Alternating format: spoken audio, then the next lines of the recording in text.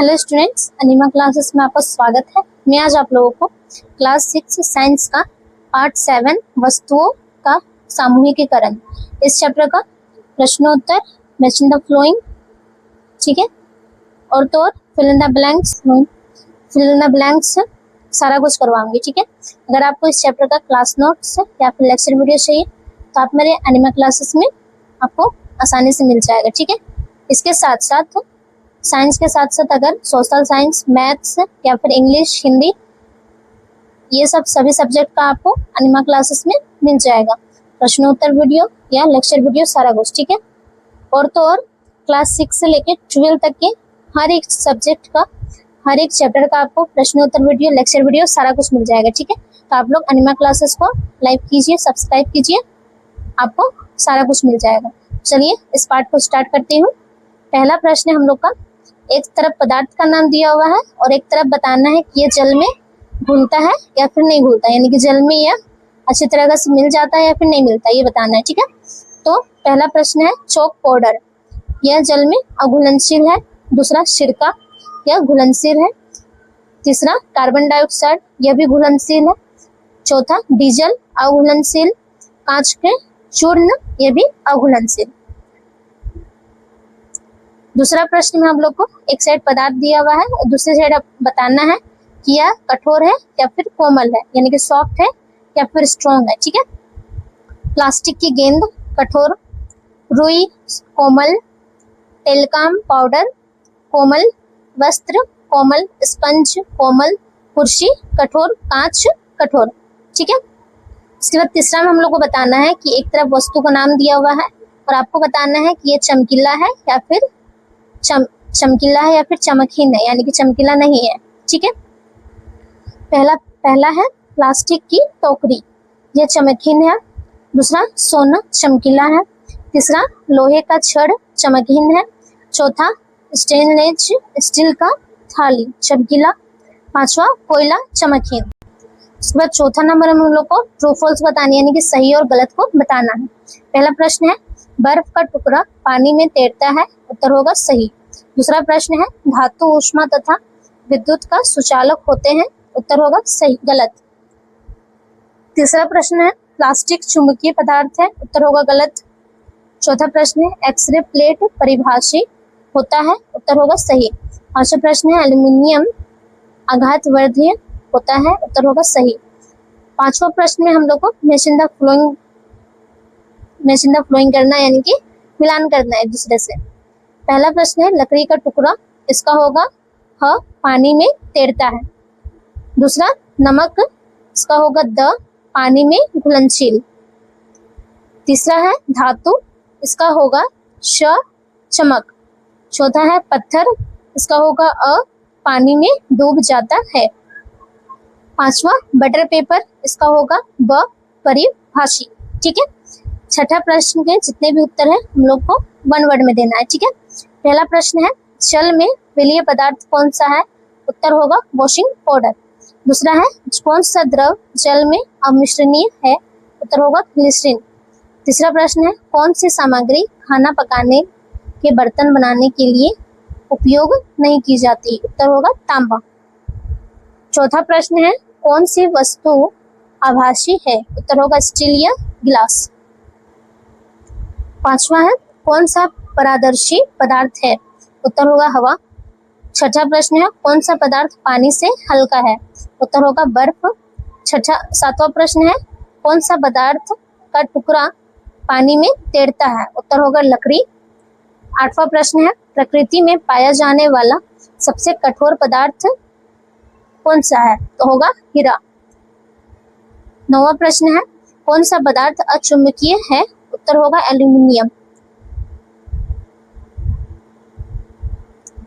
10वां है विद्युत के सुचालक पदार्थ कौन सा है, उत्तर होगा तांबा, ठीक है। 7वां में हम लोग को आंसर देना है, ठीक है। तरल पदार्थ जो पानी के घुलनशील है, उत्तर होगा सिरका। दूसरा तरल पदार्थ जो पानी के साथ अमिश्रणीय है, उत्तर होगा बेंजीन।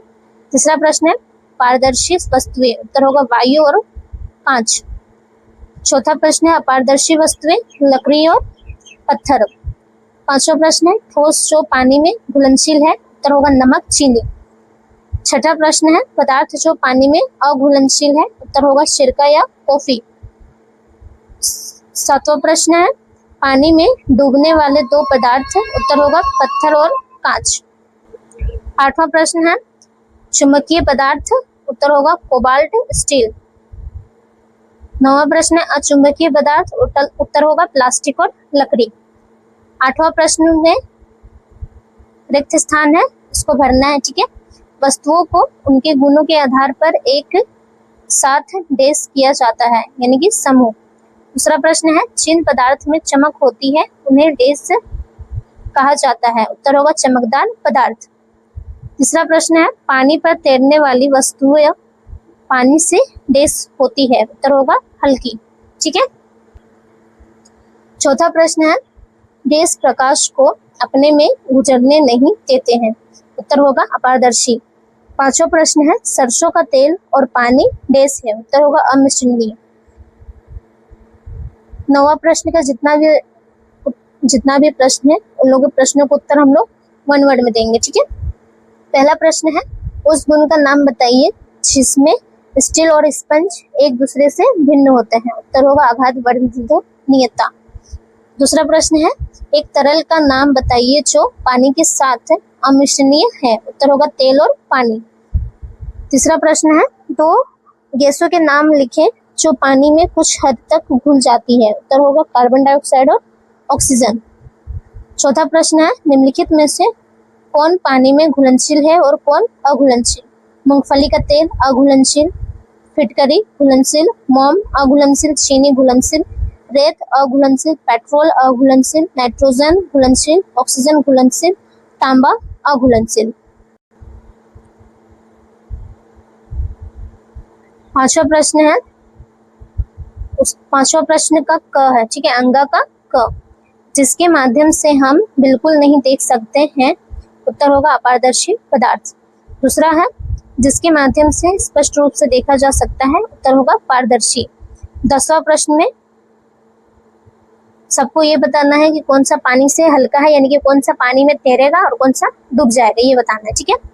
तो पहला है लकड़ी पानी से हल्का, दूसरा चौक पानी से भारी, तीसरा मिट्टी का तेल पानी से हल्का, चौथा लोहा पानी से भारी, तांबा पानी से भारी, जौ पानी से भारी, एल्यूमिनियम पानी से भारी, प्लास्टिक पानी से हल्का, पत्थर पानी से भारी, ठीक है। दूसरा प्रश्न है निम्नलिखित में से कौन सा तरल पदार्थ मिलाने पर एक परत बनता है, पानी और केरोसिन या पानी और ग्लिसरीन, उत्तर होगा पानी और ग्लिसरीन मिलाने पर एक परत बनता है। तीसरा प्रश्न है निम्नलिखित वस्तुओं को बनाने में उपयोग किए जाने वाले दो पदार्थों के नाम बताइए। कुर्सी, लकड़ी, प्लास्टिक, कपड़े, प्राकृतिक रेशे जैसे कपास, ऊन, सिक्के, तांबा, निकल, बर्तन, पीतल, एल्यूमिनियम, जूते, चमड़ा, सिंथेटिक सामग्री जैसे नॉयलॉन। चौथा प्रश्न है निम्नलिखित सामग्रियों से बनाए जाने वाले 5 वस्तुओं के नाम बताएं। लकड़ी से क्या क्या बनता है, पलंग, अलमारी, कुर्सी, दरवाजा, खिड़की। दूसरा है कपास, कपास से क्या क्या बनता है, कपड़ा, रुई, अस्पताल के गाउन, इसके बाद फेस मास्क, पट्टी, ठीक है। तीसरा है चमड़ा, चमड़ा से क्या क्या बनता है, जूता, बेल्ट, हैंडबैग, पर्स, बैग, ठीक है। चौथा है पेपर, पेपर से क्या क्या बनता है, bookmark, gift box, paper bag, pen holder और पेन बॉल, पेपर बॉल, ठीक है। पांचवा प्रश्न है निम्नलिखित पदार्थ से बनाई जाने वाली 2 वस्तुओं के नाम बताना है, ठीक है। जैसे ग्लास, खिड़की के शीशे, बोतल, कॉपर, बिजली के तार, स्मार्टफोन, एल्यूमिनियम, खिड़की, दरवाजे के फ्रेम या कुकर।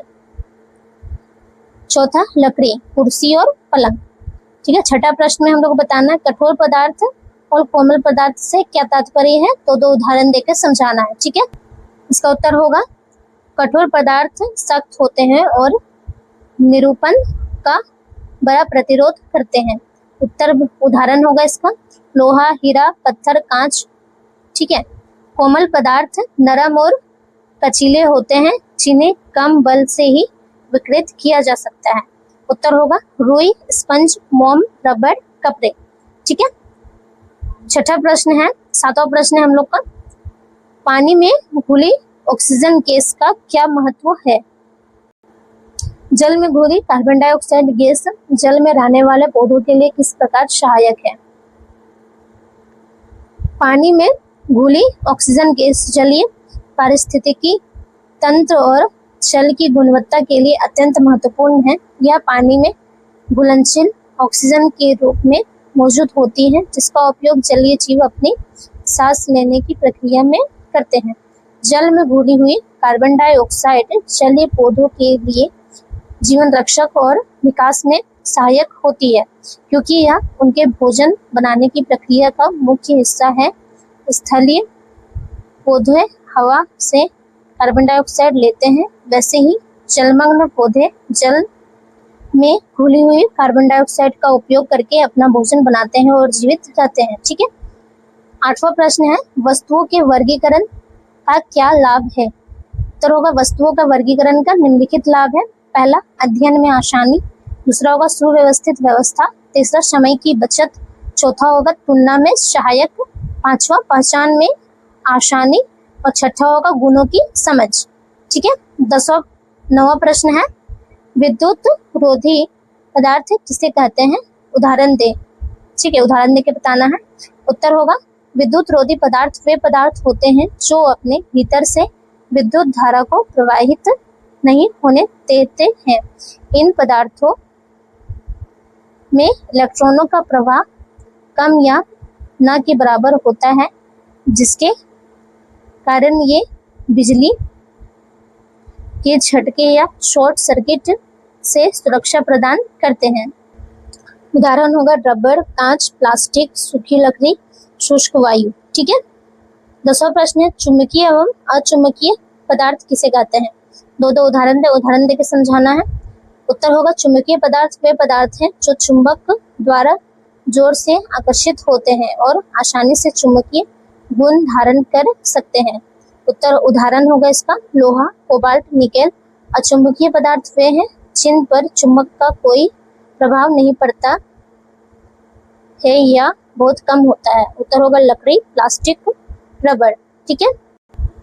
11 प्रश्न का पहला प्रश्न है, किन्हीं 4 गुणों की सूची बनाइए जिनका उपयोग सामग्री को छांटने के लिए किया जा सकता है। उत्तर होगा सामग्रियों को उनके गुणों के आधार पर छांटने या समूहित करने के लिए उपयोग किए जाने वाले किन्हीं 4 प्रमुख गुणों की सूची इस प्रकार है। पहला, दिखावट। सामग्रियां को इस आधार पर छांटा जा सकता है कि वे चमकदार है या फीकी।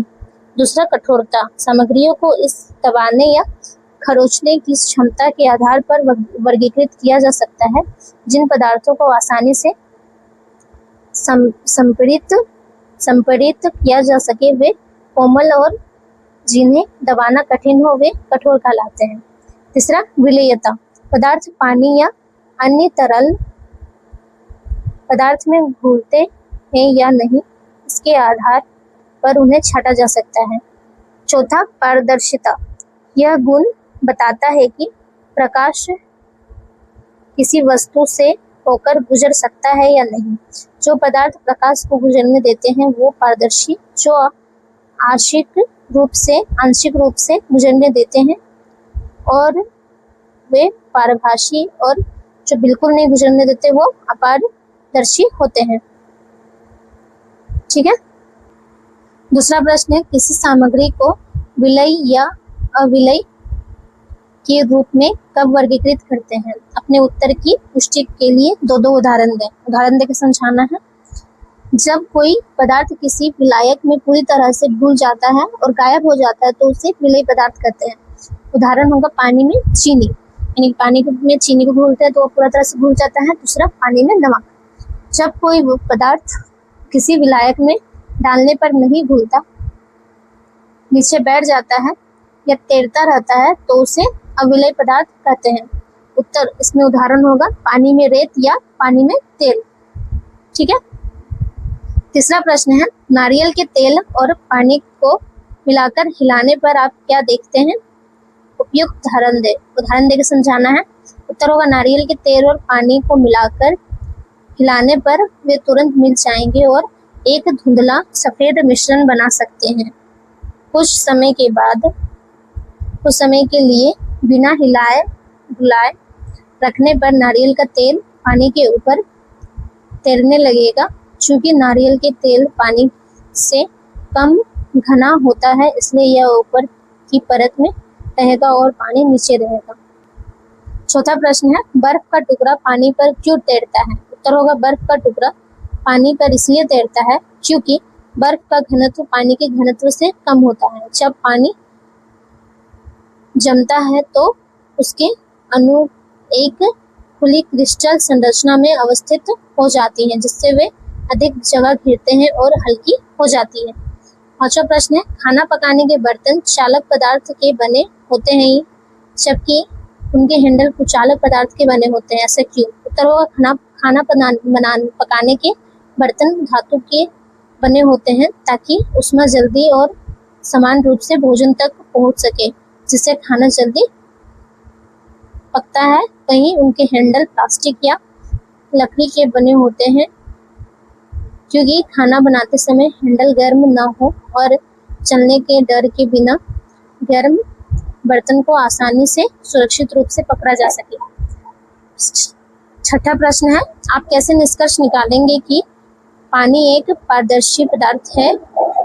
किस स्थिति में शुद्ध पानी पारदर्शिता हो सकता है?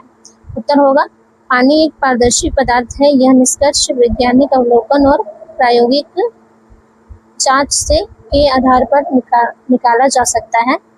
पारदर्शी का अर्थ है वह पदार्थ जिससे प्रकाश आर पार जा सकता है और दूसरी तरफ की वस्तुएं स्पष्ट दिखाई देती हैं। शुद्ध पानी अपनी पारदर्शिता मुख्य रूप से निम्नलिखित परिस्थितियों में हो सकता है।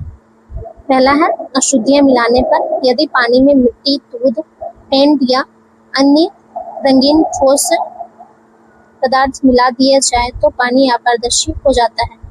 दूसरा, प्रकाश का प्रकीर्णन।